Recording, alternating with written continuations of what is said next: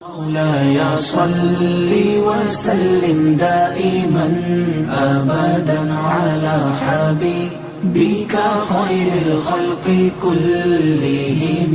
مولاي صل وسلم دائما أبدا على حبيبك خير الخلق كلهم. مولاي صل وسلم دائما أبدا.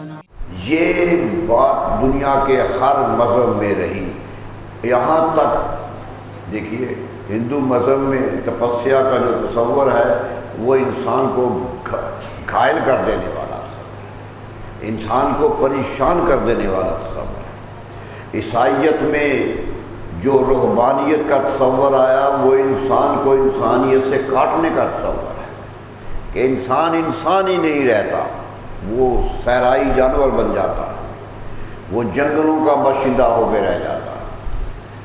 کہتے ہیں جنگلوں میں چلے جاؤ رب ملتا ہے، کہتے ہیں صحراؤں میں بھٹک جاؤ رب ملتا ہے، لیکن اسلام نے کہا کہ نہیں، دنیا میں لوگوں کے درمیان رہو اور اسی میں رب تلاش کرو، تلاش اسی پہ کرنی ہے۔ حضور اکرم صلی اللہ علیہ وسلم نبوت کے اعلان سے پہلے غار حرا میں چلے جاتے تھے، مشہور واقعہ، غار حرا میں جاتے تھے اور کئی دن عبادت کرتے تھے۔ کچھ لوگوں نے خیال کیا کہ یہ دنیا سے کٹ جانا تھا، دنیا چھوڑ دینا تھا، حالانکہ آپ کی زوجہ محترمہ حضرت خدیجہ الکبریٰ گھر میں موجود تھی اور وہی سامان تیار کر کے دیتی تھی، 3 4 دن کا کھانا پکا کے دیتی تھی کہ وہاں کھائیں گے۔ کھانا بھی گھر سے جاتا تھا اور اگر دن زیادہ ہو جاتے تو بھیج دیا جاتا تھا۔ معلوم ہوا رابطہ گھر سے ٹوٹا نہیں تھا، گھر سے تعلق قائم تھا، اگرچہ اللہ کی عبادت تحنس اور تعبد، 2 لفظ استعمال کیے حدیث نے، تعبد کے کھل کے عبادت کرنا، تحنس ہے کہ لوگوں کے شرارتوں سے اور دنیا کی غلاظتوں سے دور ہو جانا۔ یہ مقصد تھا کہ دنیا سے کٹنے کا طریقہ سامنے آ جائے اور اللہ کی عبادت کرنے کا طریقہ سامنے آ جائے۔ لیکن آپ نے غور کیا، جب اللہ نے قبولیت کا اعلان کر دیا کہ اب آپ اعلان کریں نبوت کا، فرشتہ آ گیا تو ایک لمحہ بھی غار میں نہیں رہے، واپس مکہ میں آئے، ایک دن بھی زیادہ نہیں رہے۔ جب فرشتہ جبریل علیہ السلام آ کر کہہ رہے تھے اقرا، کہہ رہے تھے پڑھیے گا، اور آپ نے جب سورہ اقرا پڑھ کے نیچے اترے ہیں تو سیدھے قوم میں آئے، بتا دیا کہ وہاں میں اللہ کے ہاں اللہ کے ساتھ اپنے رابطے کو استوار کر رہا تھا، لیکن اللہ کے ساتھ رابطے کا یہ مقصد نہیں تھا کہ دنیا سے کٹ جانا، یہ مقصد ہرگز نہیں تھا، واپس آنا تھا۔ علامہ اقبال نے اس پر بڑی خوبصورت بات کہی، علامہ نے جہاں جہاں موقع ملا بات کہی ہے، وہ کہتا ہے در شبستان حرا خلوت گزید، حرا کے شبستان میں، اس آرام کدے میں آپ نے تنہائیاں کاٹی ہیں۔ در شبستان حرا خلوت گزید، خلوتوں میں رہے ہیں، تنہائیوں میں رہے ہیں، کسی کو ساتھ لے کے نہیں گئے، لیکن اس لیے نہیں گئے کہ دنیا سے علیحدہ ہونا ہے، قوم و معین و حکومت آفرید، واپس آئے ہیں تو قوم پیدا کی ہے، ایک آئین پیدا کیا ہے، ایک حکومت پیدا کی ہے۔ واپس آتے ہی دنیا کے معاملات طے کرنے لگ گئے ہیں۔ معلوم ہوا دنیا کے معاملات کے لیے جو کسی کو ٹریننگ دی جاتی ہے، مشق کرائی جاتی ہے، وہ مشق تھی جو غار حرا میں ہو گئی، اور اس مشق کا نتیجہ کیا نکلا کہ قوم بنی، پھر 23 سالوں میں قومیں بنی، اور اتنی مشق مضبوط تھی کہ لوگ صدیوں میں قوم نہیں بناتے ہیں، 23 سالوں میں حکومت بھی بنی، قوم بھی بنا، اور پوری زندگی کا آئین بھی بنا۔ ایسا آئین بنا کہ صدیاں گزر گئی ہیں، اس آئین سے آگے انسان نہیں جا سکتا۔ وہی دن ہیں 23 سال زندگی کے جو پوری کائنات پہ چھائے ہوئے ہیں۔ اب بھی کوئی مشکل پیش آ جائے کسی انسان کو، وہ کسی بر اعظم میں رہتا ہو، کسی پہاڑ پہ رہتا ہو یا سمندر کی تہہ میں چلا گیا ہو، اس کے لیے بھی آج جو ضابطۂ حیات ملے گا انہی 23 سالوں میں سے ملے گا۔ تو معلوم ہوا کہ نبی صلی اللہ علیہ وسلم نے قوم کو کاٹنے کے لیے نہیں بھیجا تھا، بھائیوں کے رشتے بتائے، بہنوں سے تعلقات بتائے، بیویوں سے ملنا جلنے کا طریقہ بتایا، بلکہ یہاں تک کہہ دیا خیرکم خیرکم لأہلہ وانا خیرکم لأہلی، فرمایا تم سے سب سے اچھا انسان وہ ہے جو اپنے گھر والوں سے اچھا ہے۔ یعنی اچھائی کا معیار گھر رکھ دیا کہ یہ تعلقات جو گھر کے ہیں یہ اچھے ہوں تو تم اچھے انسان ہو، اور دیکھ لو میری طرف، میرے گھر میں بھی میری بیویاں ہیں، انا خیرکم لأہلی، میں اپنے گھر والوں سے سب سے بہتر، میرا حسن سلوک دیکھو گھر والوں کے ساتھ، میرا تعلقات دیکھو۔ یہ بتانا تھا، دینا تھا لوگوں کو کہ تعلقات۔ بیٹے کو کہا باپ سے جڑ کے رہو، حکم نہیں دیا باپ کا احترام، فرمایا باپ کے چہرے کو پیار سے دیکھو تو عبادت ہوتی ہے، عبادت کہہ دیا، نظرۃ الی وجہ ابی کا عبادت ہو، عبادت ہے یہ۔ اتنا بڑا سبق دیا اور اتنا بڑا حکم دیا کہ قرآن کی آیتیں اتری، قرآن کی آیتیں اتری کہ یاد رکھو ان کے سامنے عجز اختیار کرنا ہے، یاد رکھو انہیں جھڑکنا نہیں ہے، وَاخْفِضْ لَهُمَا جَنَاحَ الذُّلِّ، اپنے قدوں کو ذلیل کر کے ان کے نیچے کر لو، ذلت امیز ہو کر ان کے سامنے جھک جاؤ، وَقُلْ لَهُمَا قَوْلًا كَرِيمًا، اور جب بھی بات کرو تو بڑے بہت معزز طریقے سے کرو۔ یعنی حکم کیا دیا؟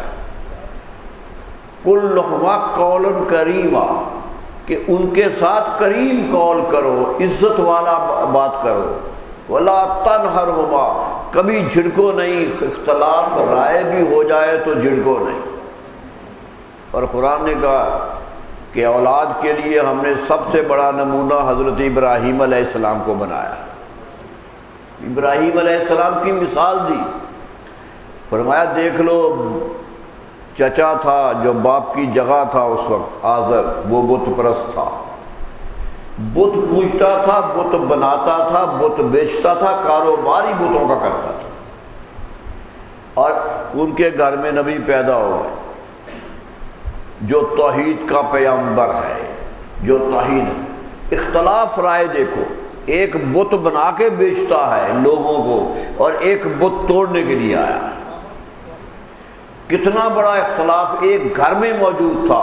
قرآن کہتا ہے تمہیں نصیحت کرتے ہیں کہ ابراہیم علیہ السلام کے کردار سے اپنے کردار کو متعین کرو، کہ اختلاف اس حد تک، تمہارا تو اختلاف کسی معاملے پہ ہو جائے گا نا، تمہارا تو معاملہ کسی لین دین پہ ہو جائے گا، کسی رشتے پہ ہو جائے گا، تھوڑا بہت اختلاف ہو جائے گا، وہاں تو اختلاف دین کا تھا، وہاں تو اختلاف انتہائی درجے کا تھا، لیکن حضرت ابراہیم علیہ السلام نے باپ کے سامنے ایک جملہ نہیں کہا جو گستاخی پر مستحق، ایک جملہ نہیں کہا، یا ابت ہی کہتے رہے، اے میرے ابا جان۔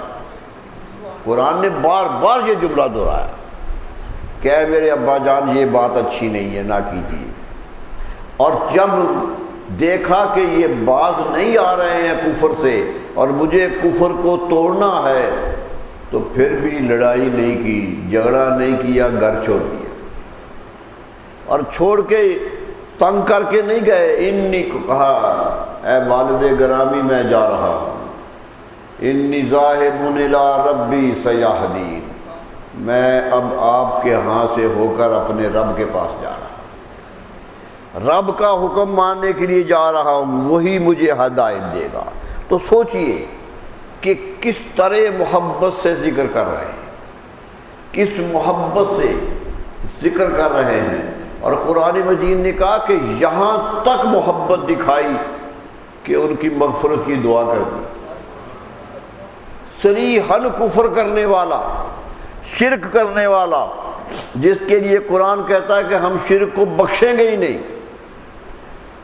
نبی جانتے تھے کہ نہیں بخشا جائے گا، لیکن پیار اس درجے کا تھا کہ ہاتھ اٹھا لیے۔ قرآن نے ناراض نہیں ہوا، قرآن اللہ تعالیٰ ناراض نہیں ہوا کہ اے ابراہیم یہ کیا کہہ رہے ہو، اس کے لیے دعائے مغفرت کر رہے ہو جو ہمارا شرک کر رہا ہے، جو ہمارے خلاف بت بنا رہا ہے، تم دعا کر رہے ہیں۔ قرآن مجید نے ایک جملہ تنبیہ کا نہیں کہا، دعا مانگی کہ جا رہا ہوں ابا جان، چھوڑ کے آپ کو جا رہا ہوں، لیکن جہاں بھی رہوں گا آپ کی ہدایت کی دعائیں مانگتا رہوں گا، یہ دعائیں مانگتا رہوں گا کہ آپ کو اللہ ہدایت دے دے۔ اور قدرت کہہ رہی ہے، دیکھیے خود ابراہیم علیہ السلام کوئی دلیل نہیں پیش کر رہے کہ میں کیوں دعا کر رہا ہوں۔ یہ بھی ہو سکتا تھا کہ لوگ کہیں گے یہ دعا کیوں کر رہے ہیں، یہ دعا تو مناسب ہی نہیں ہے، یہ دعا تو ایک مومن کو جائز ہی نہیں ہے، ایک نبی کو کیسے جائز ہو سکتی ہے۔ کچھ نہیں کہا، کہہ کے چلے گئے۔ قرآن نے خود کہا، خود پروردگار نے کہا کہ لوگوں پریشان نہ ہونا، میرے ابراہیم علیہ السلام اواہ حلیم، بڑے ہی نرم دل تھے اور بڑے ہی حلم والے تھے۔ قرآن نے دو تعریف کے جملے لایا قرآن، اواہ جس کا دل دھڑکے دوسروں کے لیے، اور حلیم حلم والا۔ فرمایا وہ حلم والے تھے، لوگوں کے لیے محبت کرنے والے تھے۔ انہوں نے اس لیے یہ دعا کر دی تھی کہ انہوں نے وعدہ کیا تھا کہ اے میرے والد گرامی میں آپ کے لیے دعائیں کرتا رہوں گا، اس لیے انہوں نے اپنا وعدہ سچا ثابت کیا ہے، کوئی غلطی نہیں کی ہے۔ قرآن نے ان کے عمل کی تصدیق کی دلیل پیش کی۔ یہ ہے جو اسلام دے رہا ہے قوم کو۔ کسی جگہ کوئی انسانیت کا توڑ پھوڑ نہیں کیا اسلام نے، کہیں بھی نہیں کیا، ہر جگہ انسان کی حرمت کو برقرار رکھا۔ مسجد نبوی کے باہر کھڑے تھے، جنازہ گزرا، نبی صلی اللہ علیہ وسلم بیٹھے کھڑے ہو گئے، سامنے سے جنازہ گزرا، احتراماً کھڑے ہو گئے کہ جنازہ جا رہا ہے۔ کسی صحابی نے کہا یا رسول اللہ یہ تو یہودی کا ہے، یہ تو مسلمان کا جنازہ ہی نہیں ہے، یہودی کا ہے۔ فرمایا کچھ بھی ہو انسان تو ہے۔ یہ تھا پیغام جو دیا تھا، فرمایا انسان تو ہے، انسان کی قدر و قیمت کرو۔ یہ تو شرف اللہ اسے دے دے کہ ایمان بھی مل جائے، یہ تو بہت بڑا شرف ہے جو مل جائے۔ تو کہنا میرا یہ ہے کہ کوئی رشتہ توڑا نہیں۔ وراثت تقسیم کرنے لگے، آدمی مرے تو یوں چھانٹا، یہ پوری کی پوری دولت کو یوں بکھیر دیا کہ دور دور تک چلے گئی۔ دیکھا باپ کا حصہ نکالو، ماں کا حصہ نکالو، بیوی کا حصہ نکالو، بیٹوں کا حصہ نکالو، بیٹیوں کا حصہ نکالو، بھائیوں کا نکالو، تک ایک پورا علم دے دیا۔ آج فقہ میں ماہر وہی سمجھا جاتا ہے جو علم میراث جانتا ہے۔ وراثت کا علم اتنا مشکل علم دے دیا اور کہہ دیا ایک خلا نہیں چھوڑا، ایک خلا نہیں چھوڑا۔ آج انسان کسی شکل میں دنیا سے جائے، اس کا کوئی رشتہ دار بھی موجود ہو، فتویٰ موجود ہے کہ اس کا حصہ کتنا۔ میرے دوستو یہ تھا پیغام، یہ تھا کہ دولت تمہاری ہے یوں بکھرے گی، تعلقات نہیں توڑنے ہیں۔ اور یہاں تک کہ لوگ ناراض ہو جاتے ہیں کہ بیٹا آگ کر دیا، یہ میرا بیٹا نافرمان، اخبار میں اشتہار دے دیا کہ آگ کر دیا۔ اسلام نے آگ کرنے کا کوئی جواز نہیں دیا،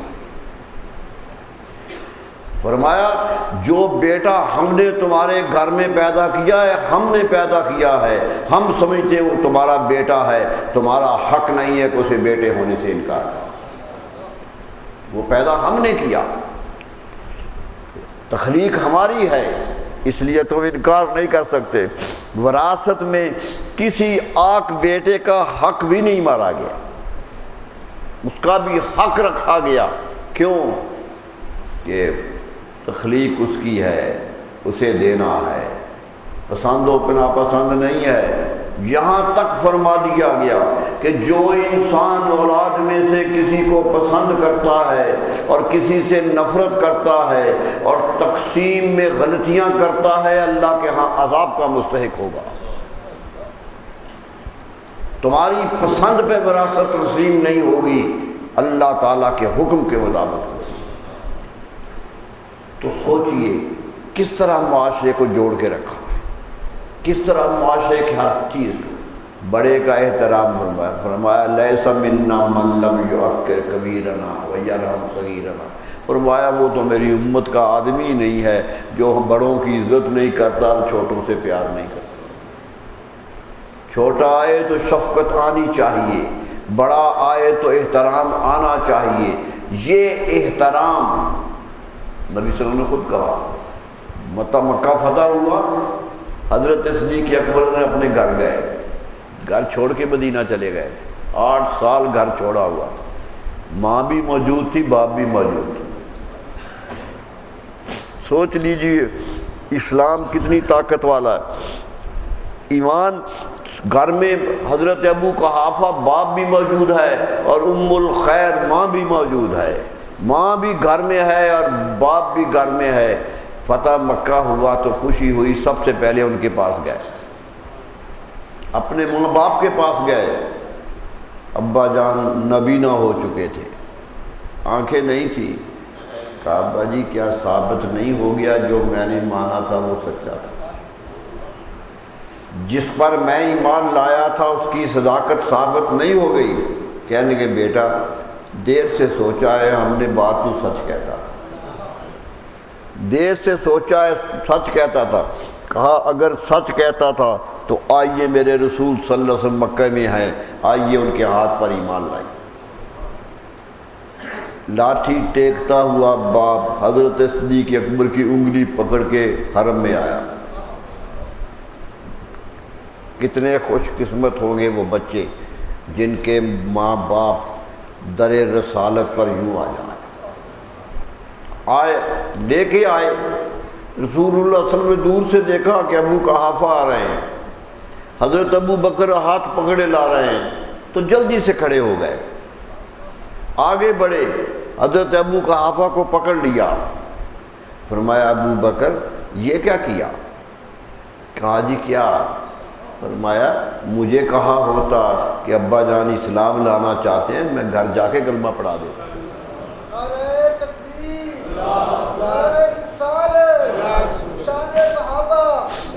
کہتا میں جا کر خود کلمہ پڑھا دیتا۔ کیا ثابت کیا؟ کہ میں بزرگوں کی عزت کرتا ہوں، میں بڑوں کا احترام کرتا ہوں۔ یہ نہیں، حضرت صدیق اکبر کہنے لگے یا رسول اللہ نہیں، انہیں آنا چاہیے تھا کیونکہ انہیں معافی مانگنی تھی اپنے رب سے، در رسالت پہ آنا حق انہی کا تھا۔ لیکن نبی صلی اللہ علیہ وسلم نے اپنی امت کے لیے اسوہ قائم کر دی، اپنی امت کے لیے ایک پیغام دے دیا کہ نہیں، ان کا آنا نہیں تھا، میں چلا جاتا، اور کیا پتہ چلتا تو چلے نہ جاتے۔ کتنی شان ہوتی جب ان کے دروازے پہ خود رسول اللہ صلی اللہ علیہ وسلم پہنچ جاتے۔ میرے دوستو سوچئے دین نے کیا کیا دیا ہے، انسانیت کی قدر و قیمت دی ہے، انسان سے تعلقات کی کیفیت دی ہے۔ کوئی چیز ایسی نہیں دی جو ہو نہیں سکتی تھی، سب کچھ ہو سکتا تھا، سب کے ساتھ سلوک کیا، ایسے ایسے سلوک کیے کہ تاریخ کی کتابیں گواہ ہیں۔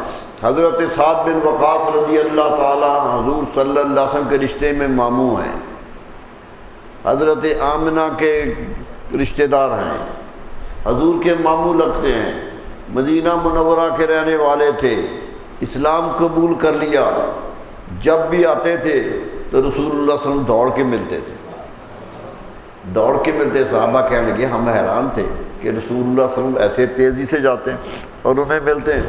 فرماتے تھے ھذا خالی، لوگوں گواہ رہنا یہ میرا ماموں ہے۔ اعلان کرتے تھے کہ یہ میرا ماموں ہے اور میں تمہیں نصیحت کرتا ہوں کہ اپنے ماموں کی عزت کیا کر۔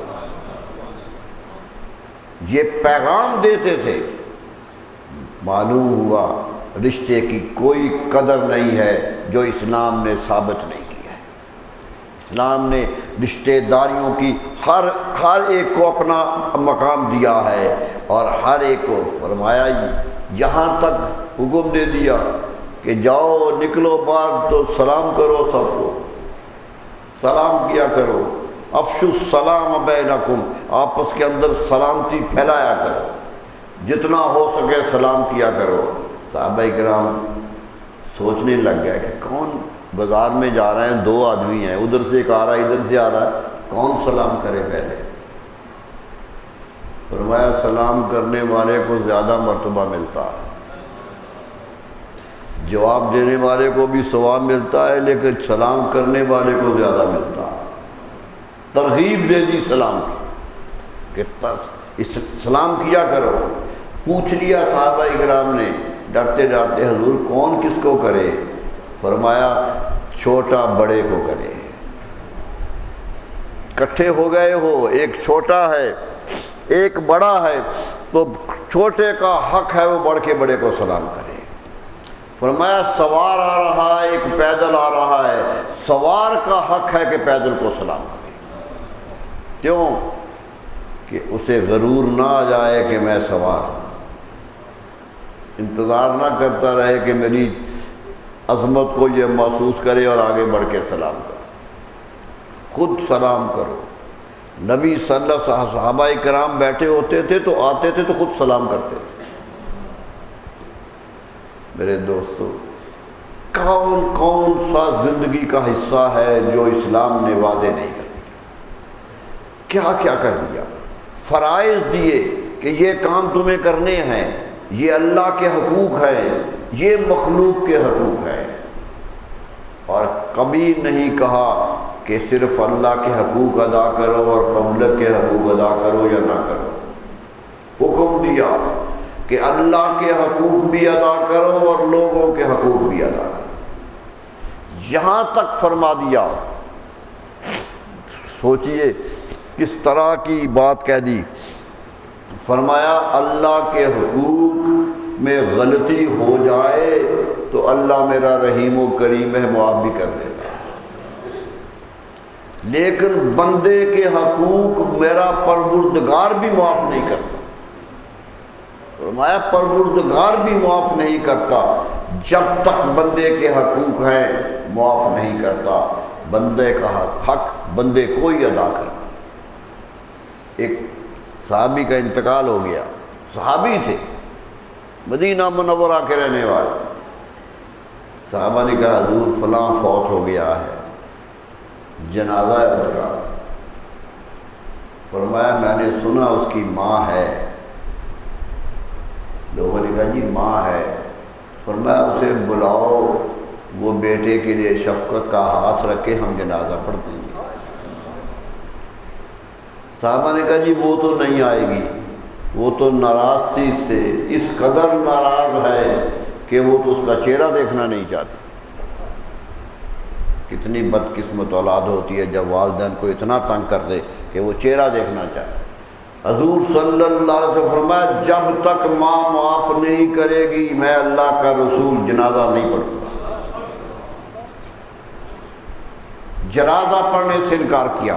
صحابہ نے جا کر کہا تو کہنے لگی میں نے معاف نہیں کرنا، اس نے دکھ مجھے بڑے دیے۔ پھر کہا، بار بار صحابہ گئے، آخر کہا کہ رسول اللہ صلی اللہ علیہ وسلم کہتے ہیں میں تو دفن بھی نہیں کروں گا، جاؤ اسے پھینک دو کہیں۔ پھر ماں تھی، دل پسیج گیا، کہنے لگی تنگ تو بڑا کیا ہے لیکن میں معاف کرتی ہوں۔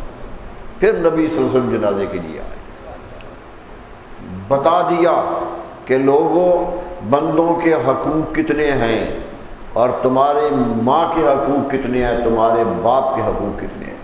صحابہ نے پوچھا حضور باپ بھی ہے ماں بھی ہے، کس کا حق زیادہ ہے؟ فرمایا ماں کا حق زیادہ۔ صحابہ نے کہا حضور سب سے زیادہ حسن سلوک کس سے کریں؟ فرمایا ماں سے۔ فرمایا جی اس کے بعد؟ فرمایا پھر ماں سے۔ کہا جی اس کے بعد؟ فرمایا پھر ماں سے۔ 3 دفعہ ماں کا اور 4تھی دفعہ باپ کا۔ کیوں کہ وہ کمزور ہے، اس کے حقوق پامال ہو جاتے ہیں۔ سوچئے اسلام نے کہاں کہاں خیال رکھا ہے، کہاں کہاں خیال کہا ہے۔ چچا آیا تو حضور نے فرمایا یہ چچا ہے، سن وہ ابھی، یہ تمہارے باپ کا بھائی ہے، یہ تمہارے باپ کی طرح ہے۔ باپ کہہ دیا، قرآن مجید نے چچا کو باپ کہا، من آبائہم وابنائہم، قرآن مجید میں کہا کہ ان کے باپوں کو بھی ہم نے نبی بنایا، حالانکہ تاریخ کہتی ہے کہ چچا نبی تھے باپ نبی نہیں تھے، یعنی چچا کو قرآن نے باپ کے جگہ استعمال کیا۔ تو سوچئے کس کس حقوق کی پاسداری کی۔ فرمایا خالہ ماں ہوتی ہے، فرمایا ماں کے بعد اگر کوئی ماں ہے تو وہ خالہ ہے، احترام دیا، سب کے حقوق فرمائے۔ اور نبی صلی اللہ علیہ وسلم نے حقوق کا اس قدر خیال رکھا کہ خود اپنی زندگی میں کسی کا حق ضائع نہیں ہونے دیا۔ یہ حقوق العباد کے مسئلے ہیں، کسی بندے کا حق ضائع ہو جائے تو معاف نہیں ہوتا ہے۔ میرے دوستو یاد رکھ لیجئے، نماز آدمی اس کی رہ جائے معافی مانگے تو معاف ہو جاتا ہے، اگر وہ توبہ کر لے تو اللہ گناہ معاف کرنے پر قادر ہے، وہ بخش بھی دیتا ہے۔ لیکن کسی کا 10 روپے چرائے ہوئے ہوں، اس کے گھر میں چوری کی گئی ہو، 1000 معافیاں مانگے کہ اللہ معاف نہیں کرتا جب تک سزا نہیں دیتا، سزا رکھتا ہے۔ یہ ہے احکام جو اسلام نے دیے تھے۔ اسی لیے کہا کہ صرف حقوق ادا نہ کرو، اپنے فرائض بھی ادا کرو۔ فرائض بھی تم پر فرض عائد ہوتے ہیں لوگوں کے، اللہ کا فرض بھی ہے، نماز اللہ کا فرض ہے، اللہ کے سامنے جھکنا ہے۔ اللہ تعالیٰ عزت دیتا ہے جھکنے والوں کو، احترام دیتا ہے جھکنے والوں کو۔ جو اللہ کے سامنے جھکتے ہیں اللہ کے ہاں بڑی شان پاتے ہیں۔ سچی بات یہ ہے کہ سب سے بڑی شان سجدہ گزاروں کی ہے۔ فرمایا زکوٰۃ دو کہ یہ مال کا حق ہے، یہ میرا حکم بھی ہے اور بندوں کا حق بھی ہے۔ بندوں کا حق بھی ہے، وہ تمہارے مال میں ہے۔ اگر تمہارے ہاں زکوٰۃ نکلتی ہے وہ نہیں دی ہے تو میرے دوستو اسلام نے اگر جنگ لڑی ہے کسی فرض پر تو زکوٰۃ پہ لڑی۔ حضرت صدیق اکبر رضی اللہ عنہ سے کہا گیا کہ زکوٰۃ ہیں دے دیں گے، اگر نہیں دیتے تو کل دے دیں گے، معافی دے دیجئے، جنگ نہ لڑیے۔ رسول اللہ صلی اللہ علیہ وسلم دنیا سے چلے گئے ہیں، حالات خراب ہیں، دشمن بہت ہیں، لشکر بڑے آ گئے ہیں، حکومت کمزور ہو گئی ہے، خیال کیجئے۔ فرمایا یاد رکھو جو زکوٰۃ اور نماز میں فرق کرے گا ابو بکر اس سے جہاد کرے گا، اور جہاد کیا۔ مالک بن نویرہ جیسا جرنیل مارا گیا، اتنا بڑا جرنیل جو قبیلہ یربو کا سب سے بڑا سردار تھا، بہت بڑا سردار تھا، مارا گیا۔ زکوٰۃ کا انکار تھا، نماز کا انکار نہیں تھا۔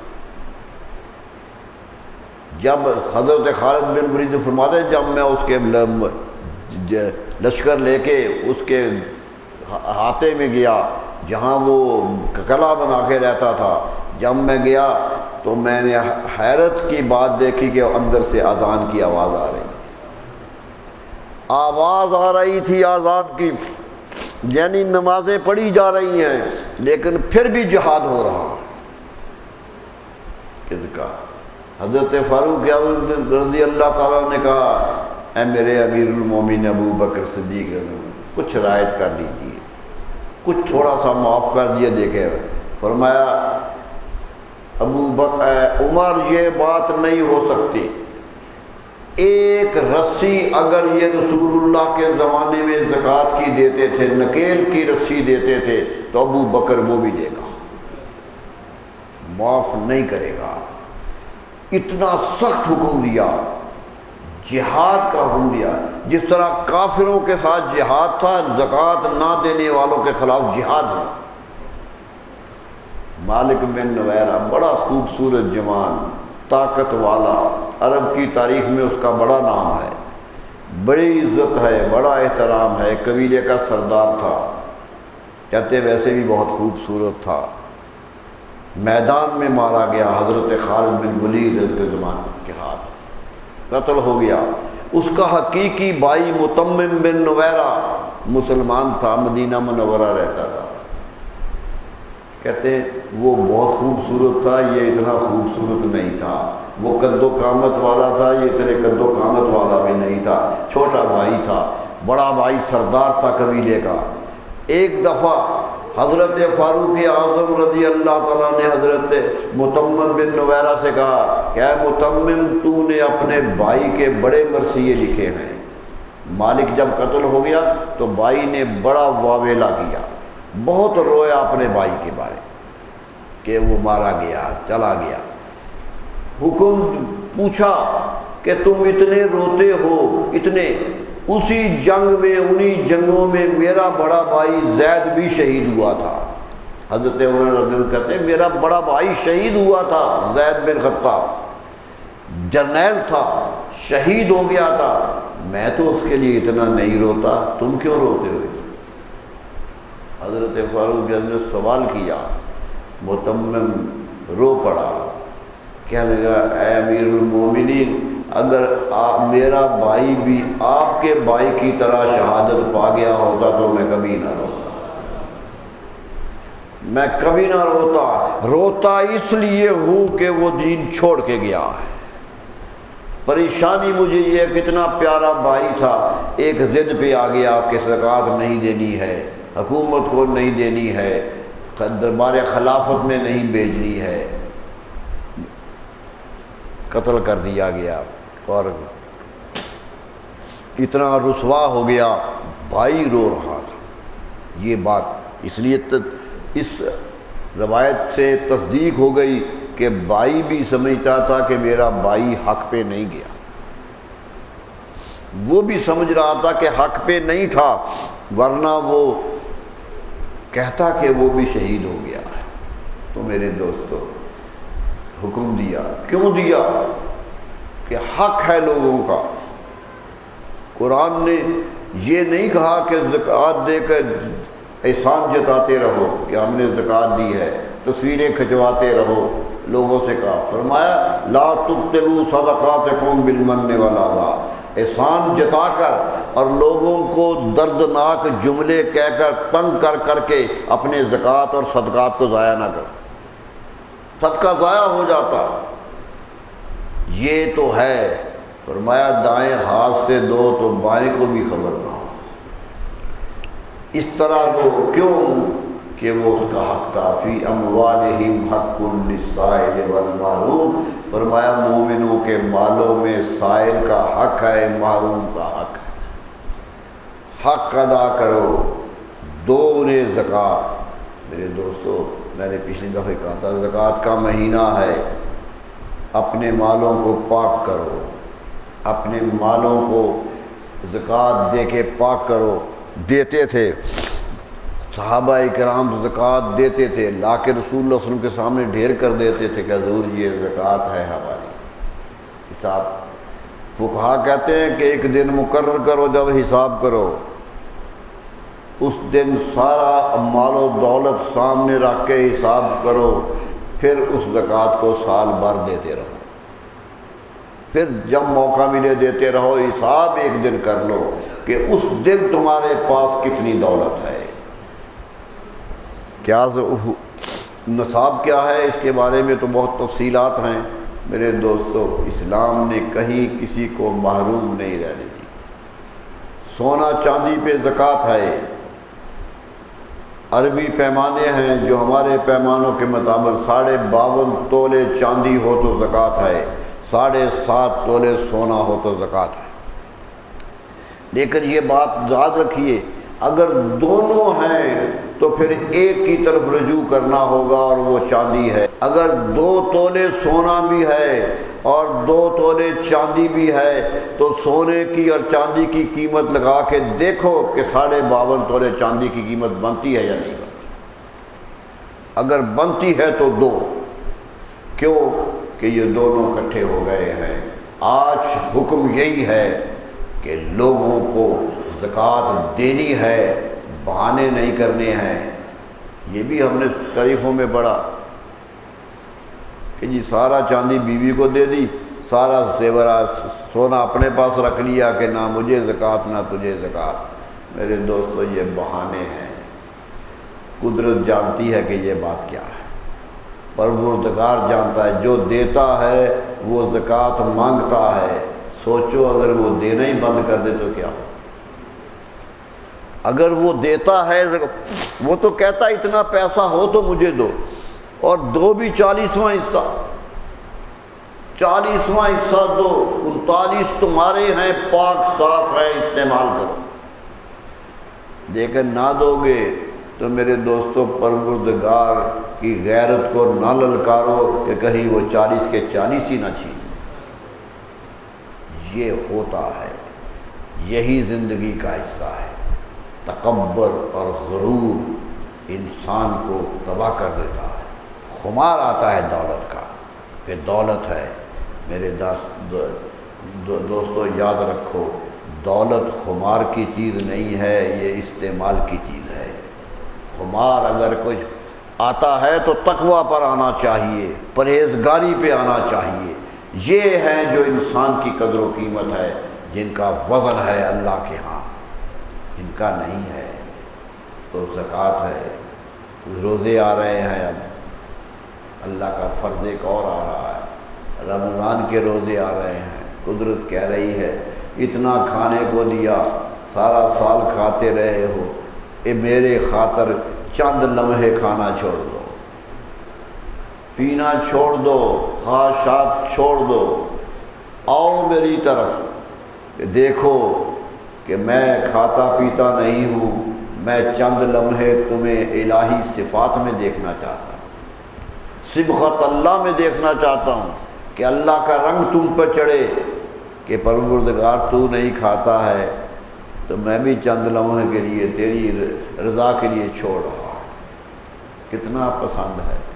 فرمایا روزے دار کی اتنی قدر و قیمت ہے کہ نبی صلی اللہ علیہ وسلم، بخاری شریف کی حدیث ہے، من صام رمضان ایمانا واحتسابا غفر له ما تقدم من ذنبہ، جس نے رمضان کے روزے رکھے ایمانداری کے ساتھ اور اس یقین کے ساتھ کہ اس کا اجر ملے گا، فرمایا اس کے پہلے سارے گناہ معاف کر دیے گئے۔ بخاری شریف حدیث کہہ رہی ہے، سارے گناہ معاف کر دیے۔ نبی صلی اللہ علیہ وسلم فرماتے ہیں قیامت کے روز جنت میں مومن داخل ہوں گے تو روزے داروں کا دروازہ ہی لینا ہوگا، باب ریان ہوگا، وہ دروازہ ہی روزے داروں کے لیے ہے۔ اور یہ بھی فرمایا کہ میرا پروردگار کہتا ہے صوم ولی وانا اجزی بہی، تم روزہ میرے لیے رکھتے ہو تو اس کا اجر بھی میں دوں گا۔ صحابہ نے پوچھا، تحقیق کرتے ہیں مفسرین کہ یہ اب کہتا ہے میں اجر دوں گا، اجر کیا ہوگا؟ جنت تو دے دے گا۔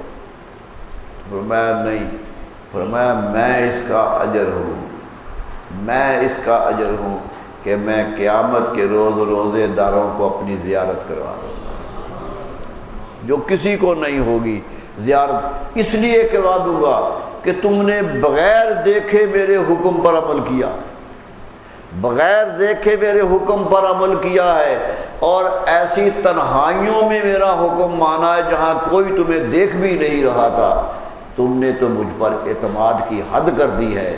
آؤ دیکھو تمہارا رب کون ہے، تمہارا پروردگار کون ہے۔ میرے دوستو حکم پہ حکم آ رہے ہیں، سال میں آیا ہے۔ نبی صلی اللہ علیہ وسلم آیا فمن شاہد منکم الشہر فلیصم، قرآن کی آیت آئی جو رمضان کے مہینے کو پالے وہ روزہ رکھے۔ بڑا صاف حکم ہے کہ رمضان کا مہینہ روزوں کا مہینہ ہے، باقی نفلی روزے ہیں۔ نبی صلی اللہ علیہ وسلم بہت روزے رکھتے تھے، بہت زیادہ روزے رکھتے تھے۔ ہر مہینے کے 3 روزے، ہر جمعرات کا روزہ، ہر سوموار کا روزہ۔ مدینہ منورہ میں تو اب بھی سوموار کا روزہ رکھا جاتا ہے۔ سوموار کو صحابہ نے پوچھا حضور آپ سوموار کا ہر دفعہ روزہ رکھتے ہیں، بات کیا ہے؟ رمضان بھی نہیں ہوتا لیکن سوموار کا روزہ۔ فرمایا یوم ولدت، تو یہ دن ہے جب میں پیدا ہوا تھا، اللہ کا شکر ادا کرتا ہوں کہ دنیا میں آیا تھا، روزہ رکھتا ہوں۔ میرے دوستو روزے آ رہے ہیں، تیاری کیجیے روزوں کی۔ روزہ اللہ تعالیٰ کی بہت بڑی نعمت ہے، یہ بہت انشاءاللہ رمضان میں ان کا ذکر کریں گے، میں صرف فرائض کہہ رہا ہوں۔ ایک فرض حج بھی ہے، حج بھی فرض میں سے ہے۔ فرمایا آؤ سب کچھ چھوڑ کے آؤ اور میرے دربار میں آ جاؤ، آ جاؤ دربار میں، سب کچھ چھوڑو، زندگی کا حصہ چھوڑو اور دیکھو آ کر کہ میرا کعبہ کیسا ہے، میرے رسول کا روضہ کیسا ہے۔ دیکھو آؤ، کتنا آسان کر دیا۔ دیکھیے مشکل نہیں کہیں بھی آئی، ایک حج فرض کیا۔ نبی صلی اللہ علیہ وسلم مسجد نبوی میں کھڑے تھے اور حج کا فیض کی آیت پڑھ رہے تھے، قرآن کی آیت اتری تھی وَلِلَّهِ عَلَى النَّاسِ حِجُّ الْبَيْتِ مَنِ اسْتَطَاعَ إِلَيْهِ سَبِيلًا۔ اللہ کی طرف سے حکم ہے مومنوں کا کہ وہ حج کریں کعبہ کا اگر طاقت رکھتے ہیں۔ وہاں بھی طاقت کیا نہیں کہ طاقت نہ ہو تو فرض نہیں ہے، طاقت ہو تو فرض ہے، طاقت جسمانی بھی ہو۔ ایک امام کہتے ہیں جسمانی طاقت چاہیے، چلنے کی ہمت ہے تو روزہ حج فرض ہے، پیدل چل لو۔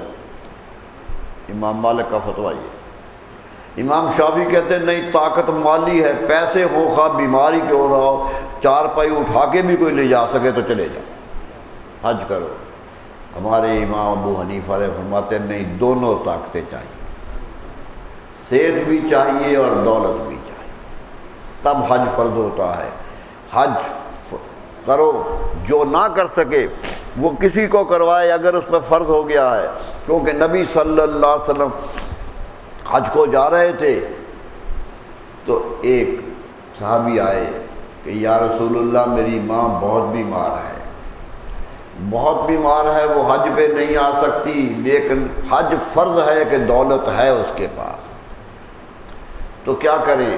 فرمایا تو اپنی ماں کی طرف سے حج کر دے۔ سہولت کتنی دے دی کہ تو اپنی ماں کی طرف سے حج کا، حج بدل کا حکم دے دیا۔ یہ ہے جو سہولتیں دین دے رہا ہے۔ تو حج کے لیے حضور صلی اللہ علیہ وسلم نے اعلان کیا کہ ان اللہ قد فرض علیکم الحج فحجوا، لوگوں حج فرض کیا ہے اللہ نے، حج کیا کرو۔ لوگ حج پہ کرنے لگے، حکم ملا رسول اللہ صلی اللہ علیہ وسلم کا، حج پہ جانے لگے۔ ابھی تقریر کر رہے تھے، گفتگو ہو رہی تھی کہ ایک صحابی کھڑے ہو گئے، فی کل عام یا رسول اللہ، اے اللہ کے رسول ہر سال کرنا ہے؟ اگر ہر سال ہی دولت ہے، پیسہ ہے، تو کیا ہر سال حج کرنا ہے؟ آپ نے اس کی آواز سنی اور منہ دوسری طرف کر دیا، چہرہ مبارک دوسری طرف کا، جواب نہیں دیا۔ اس نے پھر پوچھا کیا فی کل عامین، ہر سال کرنا ہے؟ آپ نے پھر چہرہ بدل دیا۔ 3 دفعہ اس نے سوال کیا، وہ اصرار کر رہا تھا کہ آپ جواب دیں۔ تیسری دفعہ حضور نے فرمایا صحابی میں محبت سے چہرہ پھیر رہا تھا، میری امت بڑی کمزور ہے، میں اس پر بوجھ نہیں ڈالنا چاہتا تھا، لیکن یاد رکھو جو تم کہہ رہے ہو لو قلت نعم لوجبت، اگر تو کہتا تھا کہ کیا ہر سال فرض ہے، میں نعم ہاں کہہ دیتا، ہاں فرض ہے تو ہر سال فرض ہو جاتا، ہر سال فرض ہو جاتا۔ یہ فرضیت کو میں نے بچایا ہے، میں نے تمہارے لیے سہولت کی ہے۔ کہ ایک حج کرو، اور خود نبی صلی اللہ علیہ وسلم نے ایک ہی حج کیا، خود بھی ایک ہی حج کیا۔ میں نے پہلے بھی ایک دفعہ کہا تھا مجھے حکمت سمجھ آتی ہے کہ 2 حج کر سکتے تھے نبی صلی اللہ علیہ وسلم۔ 8 ہجری کو مکہ فتح ہو گیا تھا، 9 ہجری کا حج اور 10 ہجری کا حج، دونوں حج تھے۔ 9 ہجری کا مسلمانوں نے حج کیا ہے، حضرت صدیق اکبر امیر حج بن کے گئے، خود نبی صلی اللہ علیہ وسلم نے قافلہ روانہ کیا ہے، مدینے والے سارے بھیج دیے کہ جاؤ حج کرو۔ حج فرض ہو چکا تھا، حج پر بھیجا، خود نہیں گئے، خود اگلے سال گئے اور سب کو ساتھ لے کے گئے۔ حکمت یہی سمجھ آتی ہے، کیا کیا حکمتیں ہوں گی یہ تو رسول اللہ صلی اللہ علیہ وسلم جانتے ہیں۔ سمجھ یہی آتا ہے کہ انہوں نے امت کا خیال کیا ہے کہ اگر میں دونوں دفعہ چلا جاؤں گا تو لوگ کہیں گے حج 2 ہے، حج 2 ہونے کا فرض آ جائے گا، میں ایک کرتا ہوں تاکہ میری امت پر 2 حجوں کا بوجھ نہ آ جائے۔ غریب کے ساتھ کھڑے تھے نبی صلی اللہ علیہ وسلم، ایک ہی حج کیا، اور وہی حجۃ الوداع ہے، وہی نصیحت ہے۔ بہت کچھ ہوا ہے، انشاءاللہ ان کا تذکرہ کریں گے، وہ تو حج بڑا نمایاں حج ہے، بہت سے مسائل ہیں اس حج میں۔ تو کہنا مجھے یہ ہے کہ نماز، روزہ، حج، زکوٰۃ، نبی صلی اللہ علیہ وسلم سے پوچھا گیا کہ ارکان کیا ہیں تو آپ نے کہا 5 ہیں، 5 ہیں۔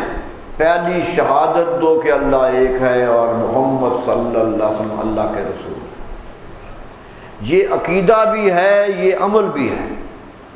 عجیب بات ہے عقیدے میں بھی کہ گواہی دینی ہے کہ رسول اللہ رسول ہیں اور اللہ تعالیٰ توحید کی گواہی دینی ہے، یہ عقیدہ بھی ہے مومنوں کا، اور یہ عمل بھی ہے۔ معلوم ہوا یہ زبانی عقیدہ نہیں تھا، عمل کا عقیدہ تھا، اس لیے رکن بھی بنایا گیا اسے۔ رکن یہ ہے کہ شہادت دو، تمہارے جسم کے عضو سے شہادت نکلنی چاہیے کہ اللہ ایک ہے، ایک ایک عمل سے شہادت نکلنی چاہیے کہ اللہ کو مان رہے ہو اور رسول اللہ صلی اللہ علیہ وسلم کی امتی ہو۔ تمہارا ہر رویہ امت کا رویہ ہو جانا چاہیے۔ اور پھر 4 فرض، نماز، روزہ، زکوٰۃ، حج اور روزہ۔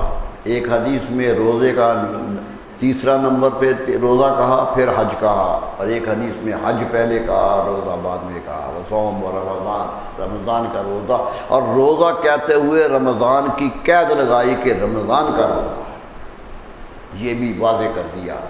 میرے دوستو کوشش کرو کہ یہ ارکان ادا ہوتے جائیں،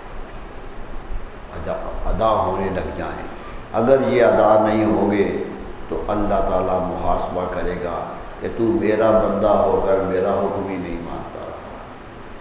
یہ حقوق اللہ ہیں، اللہ کے حقوق ہیں، اور جو پہلے میں نے ذکر کیے وہ حقوق العباد ہیں، بندوں کے حق ہیں، بندوں کا حق ہے۔ نبی صلی اللہ علیہ وسلم فرمایا بندوں کا حق بندے پر یہ ہے کہ نہ وہ اسے تانا دیتا ہے، نہ الزام لگاتا ہے، نہ بہتان لگاتا ہے، نہ گالی دیتا ہے۔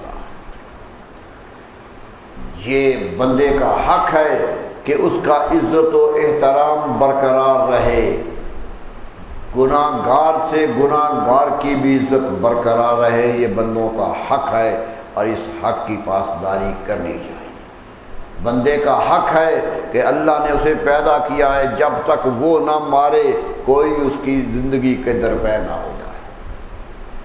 جب آدمی قتل کرتا ہے کسی کو تو حقیقت میں شرک کر رہا ہوتا ہے، کہ قدرت کہہ رہا ہوتا ہے کہ اللہ تو نے تو پیدا کیا، دیکھ میں مار رہا۔ وہ نہیں سمجھتا کہ مارنا بھی میرے رب کی قدرت ہے، وہ قدرت الہی کو اپنے ہاتھ میں لینے کی کوشش کرتا ہے، اس لیے شرک کر رہا ہوتا ہے۔ حضور صلی اللہ علیہ وسلم فرماتے ہیں جو بھی کلمہ لا الہ الا اللہ پڑھ لیا ہے اس کی جان اور اس کی مال اور اس کی عزت ہمارے ہاں محفوظ ہے، مال بھی محفوظ ہے، عزت بھی محفوظ ہے، اس کی جان بھی محفوظ ہے، کیونکہ اس نے کلمہ لا الہ پڑھ لیا ہے۔ الا بحق الاسلام، فرمایا اگر اسلام کا حکم کوئی آ جائے تو جان لی جا سکتی ہے، یعنی بدکار ہو تو مارا جا سکتا ہے، قاتل ہو تو مارا جا سکتا ہے، غدار ہو تو مارا جا سکتا ہے، یہ حقوق اللہ میں شامل ہے، حق اسلام میں شامل ہے، ورنہ کسی کو حق نہیں ہے کہ کسی کو قتل کرے، کسی کو حق نہیں ہے کسی پہ الزام لگائے۔ نبی صلی اللہ علیہ وسلم کے پاس ایک صحابی آئے، کہیں گے یا رسول اللہ فلاں آدمی بڑی غلط باتیں کرتا، اس کے بارے میں کچھ کہا، آپ سنتے رہے۔ فرمایا میں نے الزام لگانے سے منع نہیں کیا، تم بہتان لگا رہے۔ کہنے کا حضور بہتان نہیں ہے، یہ سچ ہے، اس لیے میں کہہ رہا ہوں۔ فرمایا اگر سچ ہے تو یہ غیبت ہے، اگر سچ نہیں ہے تو یہ بہتان ہے، دونوں گناہ۔ نبی صلی اللہ علیہ وسلم نے کبھی کسی کی غیبت نہیں کی۔ ایک صحابی کہنے کہ یا رسول اللہ نماز پڑھ کے فجر کی نماز پڑھی تو کہنے کہ یا رسول اللہ وہ میرا ہمسایہ ہے، وہ گھر سوتا ہی رہتا ہے، میں نماز کے لیے آ جاتا ہوں وہ سویا ہوتا ہے۔ نیت اچھی ہوگی پھر اسے نصیحت کیجیے وہ مسجد میں آ جایا کرے، یہ بھی نیت ہو سکتی ہے کہ اسے کچھ سمجھائیے کہ وہ آیا کرے، لیکن کہہ دیا سامنے کہ جی وہ نہیں آتا ہے میں آ جاتا ہوں۔ نبی صلی اللہ علیہ وسلم ناراض ہو گئے، فرمایا اللہ کرے تو بھی نہ آیا کرے،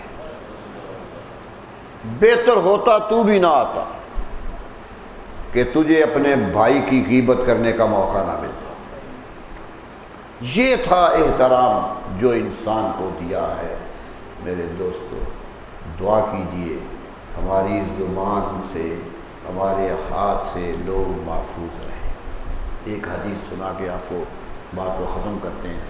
نبی صلی اللہ علیہ وسلم سے پوچھا تھا کہ یا رسول اللہ مسلمان سچا کون ہے، کون ہے جسے مسلمان کہا جائے؟ اب فرمایا المسلم من سلم المسلمون من لسانہ و یدہ، مسلمان وہ ہے جس کی زبان سے اور جس کے ہاتھ سے دوسرے مسلمان محفوظ رہیں۔ مسلمان ہی وہ ہے جس کے ہاتھ سے مسلمان محفوظ رہے، جس کی زبان سے مسلمان نہ وہ دست درازی کرے نہ زبان درازی کرے، زبان بھی کنٹرول میں ہو۔ کسی پر الزام لگانا بہت بڑا جرم ہے، اور میرے دوستو لگاتے ہوئے سوچو کہ کس پر لگا رہے ہو، تم خود کتنے عیب دار۔ اگر قدرت تمہارے پردے کھول دے گی تو کیا ہوگا؟ فرمایا نبی صلی اللہ علیہ وسلم ستر مسلمان سترہ اللہ یوم القیامہ، جو مسلمان کسی مسلمان کے پردے ڈھانپ لیتا ہے اللہ قیامت کو اس کے پردے ڈھانپ لے گا، اللہ قیامت کو۔ پر فرمایا جو مسلمان دوسروں کے پردے ڈھانپتا ہے ان کے گناہ نہیں کا اشتہار نہیں بنتا، قیامت کے روز اللہ اس کے گناہوں پہ پردے ڈال دے گا۔ سوچ لیجئے کہ کیا حکم ہے اللہ تعالی ہمیں توفیق دے کہ ہم نبی صلی اللہ علیہ وسلم کی تعلیمات کے مطابق عمل کر سکیں۔ اللہ تعالیٰ سے دعا ہے کہ اللہ خیریت کے ساتھ زندگی گزارنے کی توفیق عطا فرمائے۔ وآخر دعوانا الحمدللہ۔ مولاي صل وسلم دائما أبدا على حبيبك